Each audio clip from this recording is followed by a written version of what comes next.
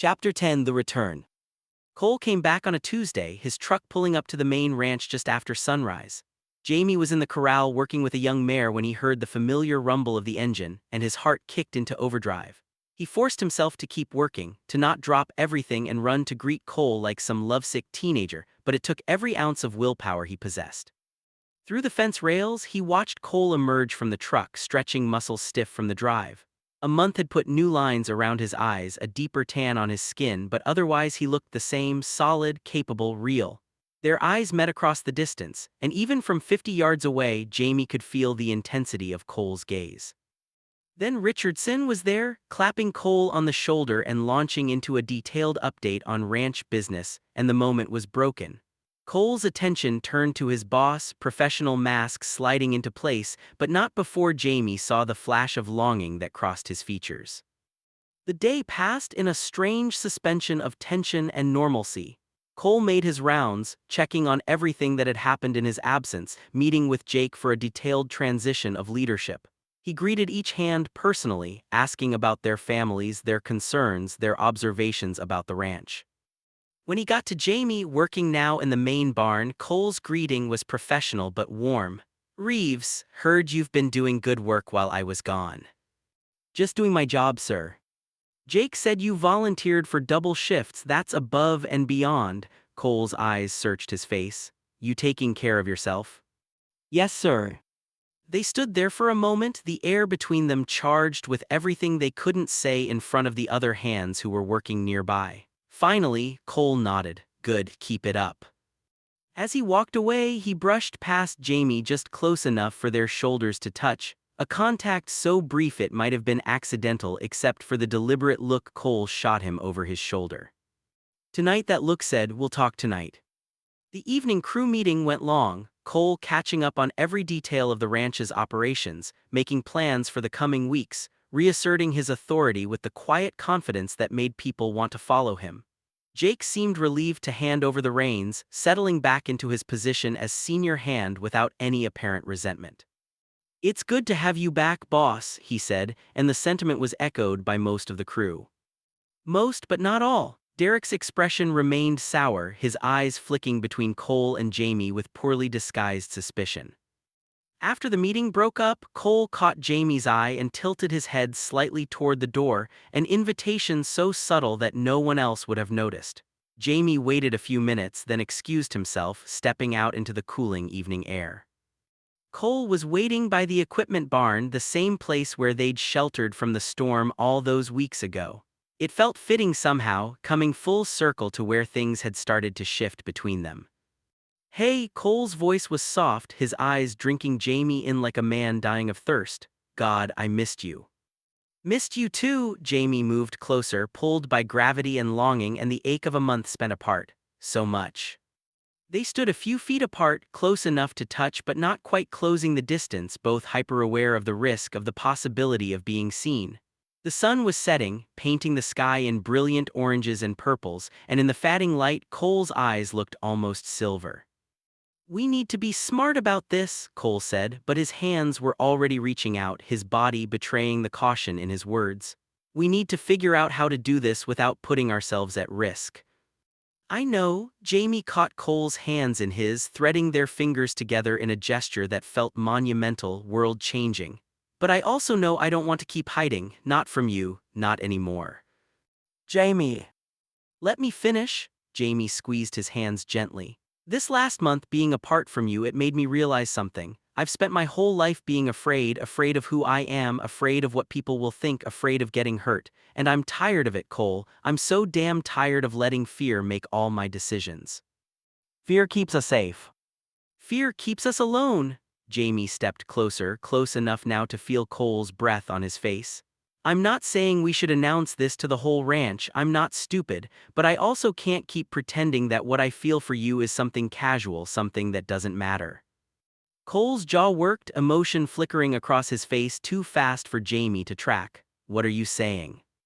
"I'm saying I want to try, really try, not just stolen moments and secret phone calls, but something real, even if we have to be careful about it, even if we can only be ourselves behind closed doors. I want that, with you." "You don't know what you're asking." Yes, I do. Jamie raised one of Cole's hands to his chest, pressing it against his racing heart.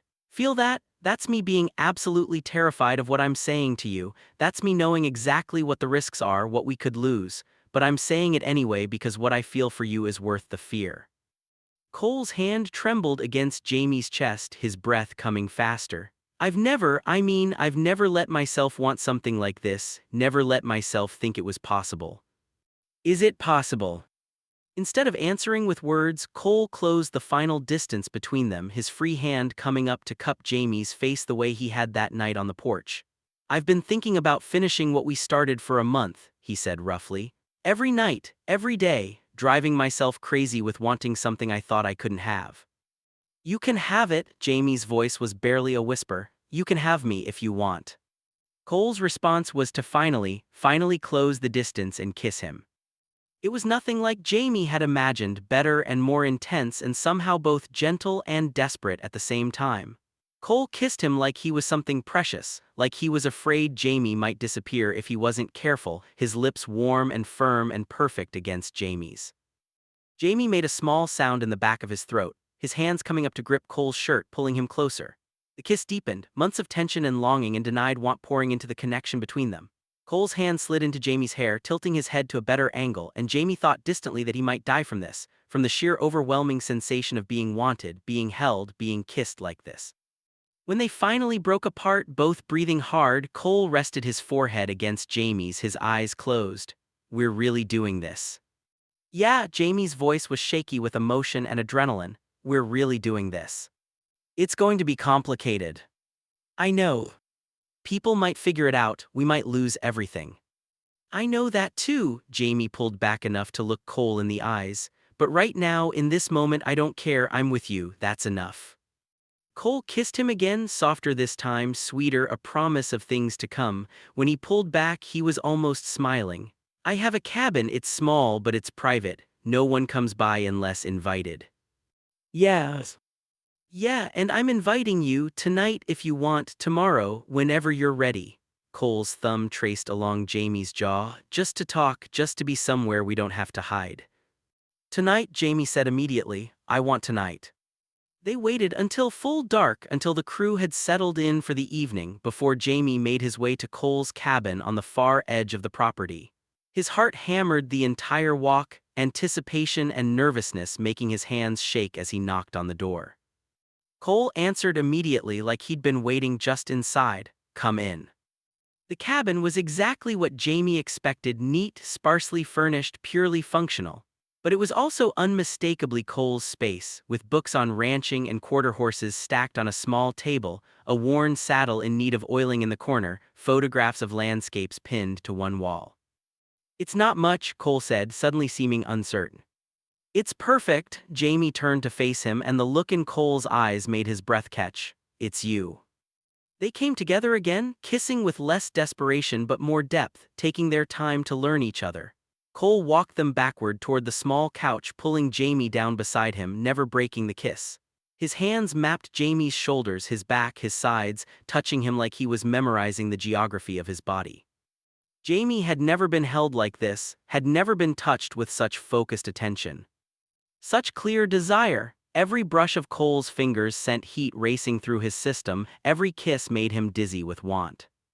Is this okay? Cole murmured against his lips. Tell me if it's too much. It's perfect, Jamie pulled back enough to meet his eyes. You're perfect. They spent hours just like that, kissing and touching and talking in quiet voices about everything and nothing. Cole told him about the Walker Ranch, about the challenges of integration, about how he'd thought about Jamie constantly despite trying to focus on work. Jamie shared his fears about Derek, about being discovered, about not being enough for someone like Cole. You're more than enough, Cole insisted, pulling Jamie closer. You're brave and smart and kind, and you make me want to be braver too. As the night deepened, they shifted to lie on the couch, Cole's arm around Jamie's shoulders, Jamie's head resting on Cole's chest. It was intimate without being sexual, tender without crossing lines that neither of them was quite ready for yet. We should probably establish some ground rules, Cole said eventually, his fingers trailing through Jamie's hair in a gesture that made Jamie want to purr like a cat. For how we handle this at work. Professional distance in front of the crew, Jamie said immediately. No special treatment, no obvious favoritism. Agreed, and we need to be careful about how often you come here. Can't be every night without people noticing. Maybe twice a week, random days so there's no pattern. That could work. Cole pressed a kiss to the top of Jamie's head. And we should have a signal, something that lets us know when one of us needs to talk, needs support without being obvious. They worked out the details, building a framework that would allow them to have this, whatever this was growing between them while protecting their jobs and their safety. It wasn't perfect, wasn't ideal, but it was something real and theirs. I should probably head back soon, Jamie said reluctantly as the night grew late. Don't want anyone to notice I'm gone too long. I know. Cole didn't loosen his hold, just a few more minutes. Those few minutes stretched into an hour, neither of them quite ready to let go of the bubble they'd created in this small cabin. But eventually, reality intruded and Jamie forced himself to sit up, to put distance between them.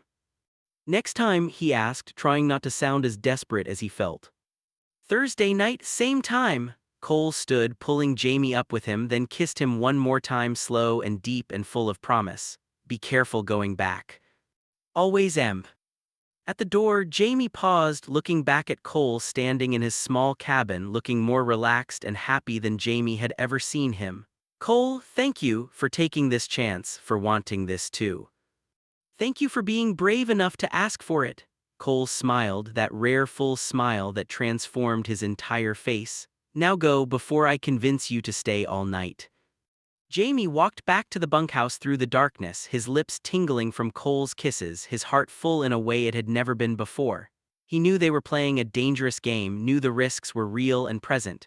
But for the first time in his life he felt like himself, fully, completely himself, and that was worth fighting for. That was worth everything.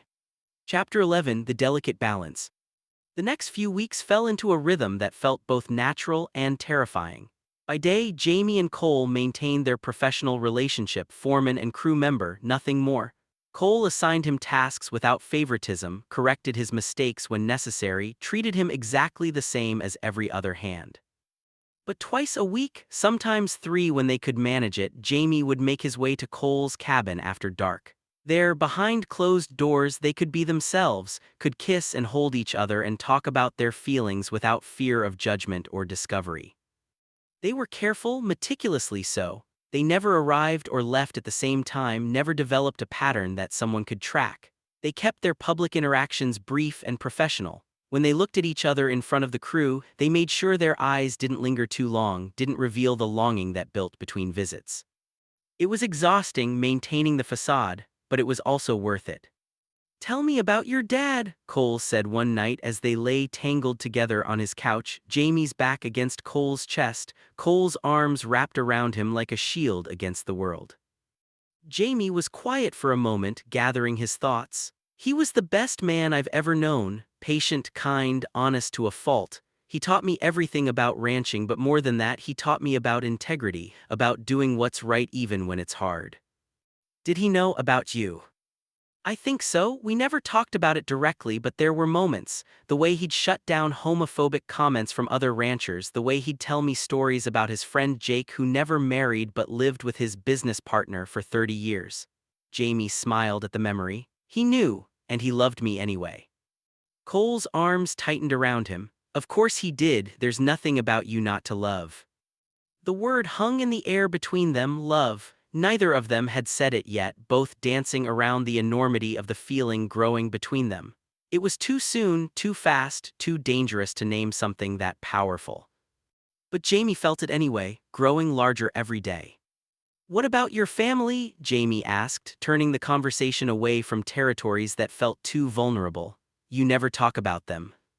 Cole was quiet for so long that Jamie thought he wasn't going to answer. Then, finally, there's not much to tell. My parents were not good people, especially when they found out about me. Jamie twisted in his arms, needing to see his face. Cole. I was 15 when they caught me with another boy, just kissing, nothing more, but it was enough. Cole's expression was carefully neutral, but Jamie could see the old pain lurking in his eyes. They sent me to one of those camps, the ones that claim they can fix you. Horror flooded through Jamie. He'd heard about those places, had nightmares about being sent to one himself. Oh God, Cole.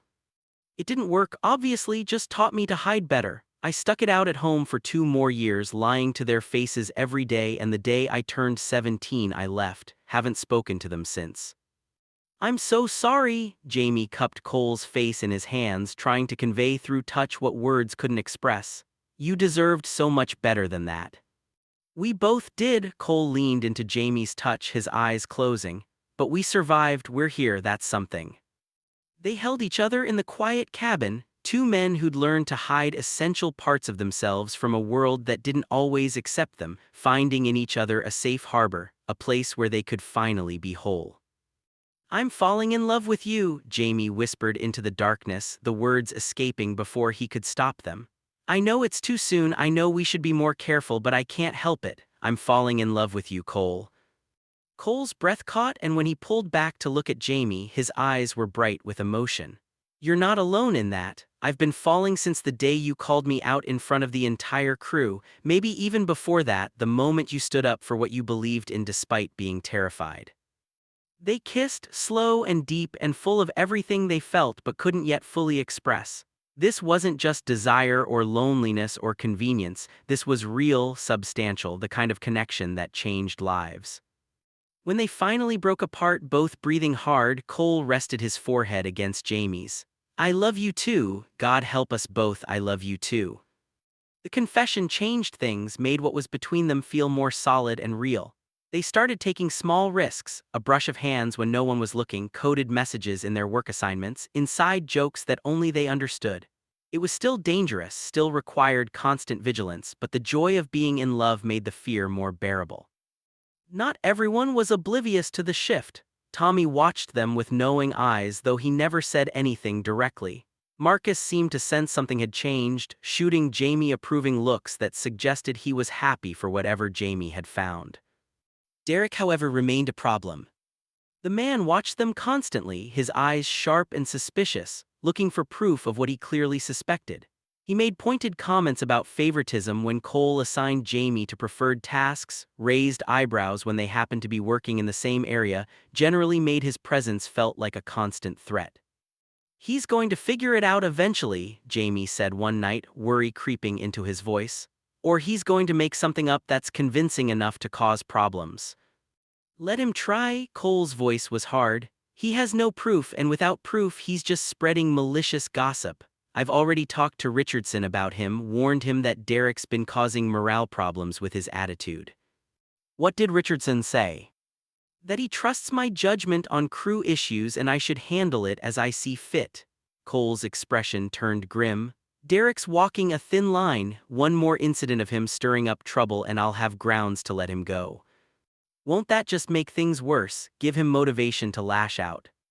Maybe, but I'm not going to let him poison this crew with his bigotry and suspicion. We've worked too hard to build a good team here. Cole pulled Jamie closer. And I'm not going to let him threaten what we have. The problem resolved itself in an unexpected way a week later. Derek started a fight with Marcus, something about a perceived slight, words exchanged that escalated into shoves and then punches. By the time Jake and Cole broke it up, Derek had a split lip and Marcus had a black eye, and both men were breathing hard with fury. What the hell is going on? Cole demanded, his voice cutting through the chaos. He called me. Marcus stopped, visibly controlling his anger. He said some things that crossed a line. Derek wiped blood from his mouth, his eyes wild. I just told the truth. About you, about Reeves, about all the perverts Richardson's got working on this ranch. Cole moved so fast that Jamie barely saw it. One moment he was standing beside Jake, the next he had Derek against the barn wall, his forearm across the man's throat, his face inches away and absolutely terrifying in its controlled fury. You're done here, Cole said quietly, his voice more dangerous than any shout. Pack your things, you've got 1 hour to get off this property. You can't fire me. Watch me, you just assaulted another crew member and made slanderous accusations about multiple people. I've got 20 witnesses and grounds for immediate termination. Cole's voice dropped even lower. And if you so much as think about spreading any of your poison outside this ranch, I'll make sure every foreman in 3 states knows what kind of man you are. You'll never work cattle again. Derek's eyes widened with fear and fury. This is because of him, isn't it, because of that little? Cole's arm pressed harder against his throat, cutting off the slur. 1 hour, don't make me say it again. He released Derek with a shove and the man stumbled away, his face red with humiliation and rage. The assembled crew watched in silence as he stalked off toward the bunkhouse, everyone understanding that a line had been crossed and Cole had enforced it with absolute authority. "Show's over," Cole said to the crew, his voice returning to normal but still carrying an edge. "Back to work." As everyone dispersed, Jake came up to stand beside Cole, lowering his voice. "Richardson's going to hear about this." "I'll call him myself." Derek assaulted Marcus, threatened crew morale, and crossed every line we have about respect and professionalism. "Richardson will back my decision." "I wasn't questioning it, boss, just saying you're going to have to explain." Jake glanced at Jamie, who was standing frozen near the barn entrance. "All of it." Cole followed his gaze and something passed between them, understanding, acceptance, solidarity. "Yeah, I know." That evening, after Derek had packed his things and driven off the property with a final glare that promised this wasn't over, Cole called Jamie to his cabin. "We need to talk," he said, and Jamie's stomach dropped at the serious expression on his face. "About what happened with Derek?" "About Richardson, I called him, explained the situation. He's backing my decision to fire Derek, but..." Cole ran a hand through his hair, looking tired. "He asked some pointed questions about why Derek was so focused on targeting you and me specifically." Jamie's mouth went dry. "What did you tell him?" "The truth, or enough of it." Cole met his eyes steadily. "I told him Derek was making homophobic comments and harassing crew members he suspected of not being normal. I told him I wouldn't tolerate that kind of bigotry on my crew, that it was poison to morale and went against everything the double R stands for. And Richardson asked me directly if I was gay." Jamie's heart stopped. "Oh God, Cole." "I told him yes." Cole's voice was quiet but firm.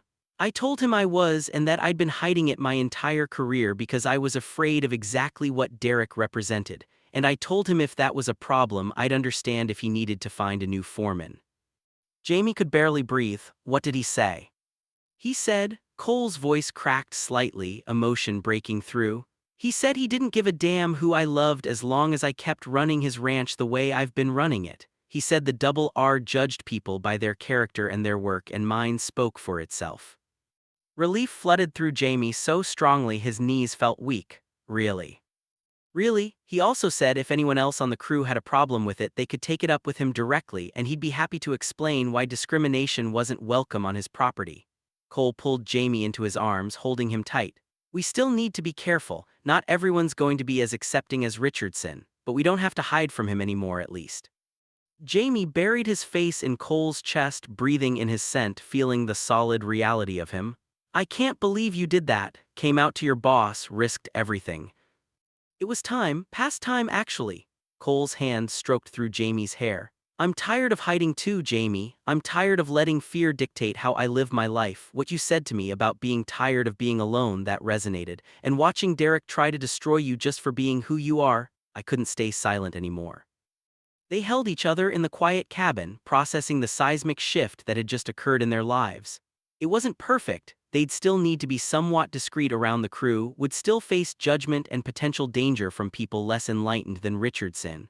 But they'd survive the worst Derek could throw at them, and they'd come out the other side stronger. Together. "I love you," Jamie said, pulling back to look at Cole's face. "I love you so much it scares me." "Good scared or bad scared?" "The best kind of scared, the kind that means something really matters." Jamie kissed him softly. "You matter, Cole, more than anything." Cole smiled, that full, genuine smile that Jamie had learned to treasure. "You matter too, more than you know." They spent the rest of the evening planning how to handle the crew's reactions, how to navigate their relationship in this new reality, how to build something lasting despite the challenges ahead. It wasn't easy, wasn't simple, but it was theirs. And that made it worth fighting for. Chapter 12: The New Normal. The crew's reaction to Derek's firing was mixed but mostly positive.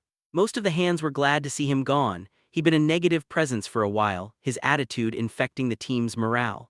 A few asked questions about the specifics, but Cole's authority was absolute enough that most accepted his explanation of assault and harassment without pushing for details. Tommy pulled Jamie aside the day after Derek left, his expression serious. "You doing okay?" "Yeah, better than okay, actually." "Good, Derek was poisoned, should have been gone a long time ago." Tommy glanced around to make sure they were alone, then lowered his voice. "For what it's worth, I'm glad Cole finally stood up for what's right, and I'm glad you've got someone who makes you happy." Jamie blinked back sudden emotion. "You knew." "Kid, I've known since about 2 weeks after Cole got back from the Walker Ranch. You both got this look when you think no one's watching, like you found something precious and you're terrified of losing it." Tommy's smile was kind. "I'm happy for you both, truly." "Does anyone else know?" "Marcus suspects? Jake definitely knows, he's got eyes and he's not stupid, but none of us are going to say anything. What you and Cole do is your business, and as long as you're both happy and the work gets done, that's all that matters to us." The acceptance made Jamie's throat tight. "Thank you." "Nothing to thank me for, your crew, we take care of our own." Over the following weeks, life on the Double R settled into a new rhythm. Cole was more relaxed, the constant tension he'd carried for years easing now that at least some of his truth was known and accepted. He still maintained professional distance with Jamie during work hours. They both understood the value of appearances, but the fear that had colored every interaction was diminished. Jamie thrived in the new environment. Without Derek's hostile presence, he felt free to be himself more fully, to let his competence and work ethic speak for him without constantly worrying about being too visible. His skills with the horses continued to impress everyone, and Cole started giving him more responsibility, training him to eventually take on a lead position. "You've got a gift," Cole told him one evening in the privacy of his cabin, his hand trailing through Jamie's hair as they lay together on the couch. "Within a year or two, you could be my second in command if you want it." "I want whatever keeps me here, with you." "Good, because I'm not letting you go," Cole kissed him softly. "You're stuck with me now." They talked about the future sometimes, carefully, cautiously, afraid to jinx the fragile happiness they'd built. Cole's cabin was too small for two people long-term, but there was talk of building a small house on the property, a place that could be theirs. Richardson had suggested it casually during a meeting about ranch improvements, his knowing look making it clear he understood exactly what he was offering. "A house," Jamie said wonderingly, lying in Cole's arms and staring at the ceiling. "An actual house that's ours. I never thought I'd have that." "Me neither. Thought I'd spend my whole life alone, hiding who I was, pretending I didn't want things I couldn't have." Cole's arm tightened around him. "And then you showed up and challenged me in front of the entire crew, and suddenly I couldn't pretend anymore. Best mistake I ever made. Best thing that ever happened to me." The seasons changed, summer giving way to fall and then to winter. The ranch operations shifted with the weather, different pastures, different tasks, the constant cycle of caring for animals and land. Jamie learned and grew, becoming an integral part of the crew, earning respect through hard work and genuine care for the ranch. And through it all, his relationship with Cole deepened and strengthened.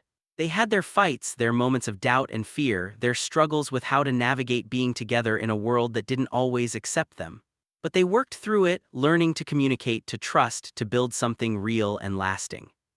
On a cold December night, 6 months after that first kiss in the equipment barn, Cole gave Jamie a key to his cabin. "I want you here," he said simply. "Not just twice a week, not just when we can sneak time together. I want you to move in with me properly, make this place ours."